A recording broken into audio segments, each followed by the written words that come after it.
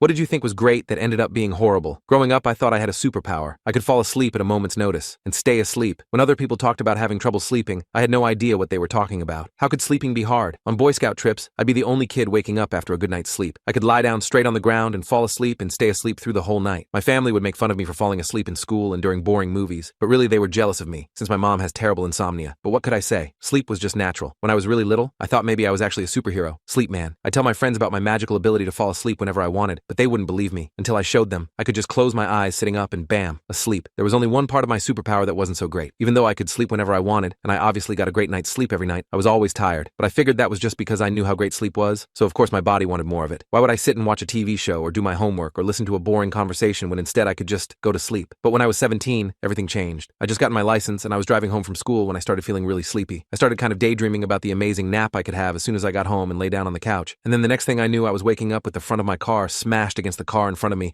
my arms bleeding and my whole body throbbing in pain. I was horrified. I always knew I could fall asleep in a second, but I'd always been able to control it. The worst part was that there was a little girl in the car in front of me, and she was seriously injured. After the paramedics checked me over, I had to contend with a whole investigation with doctors and the police to determine why I'd fallen asleep driving. They wanted to make sure I wasn't driving recklessly or drunk or something, but I wasn't. That's when the doctors figured out what had been going on my whole life and dropped a hammer on me. I didn't have a superpower. I had narcolepsy because I had an undiagnosed medical condition. I didn't get in trouble for the accident, but I have to live with the fact that I'm the reason a little girl is in a wheelchair for the rest of her life. And of course, they immediately revoked my license. It's not safe for me to drive because there's no telling when I'll fall asleep. There are jobs I can't work because it's not safe for anyone to have to rely on me to operate a machine or do really anything at a specific time. I always wanted to be a teacher, but I can't risk falling asleep and leaving a room full of kids unattended. This gift I thought was so great ended up ruining my life and an innocent kid's.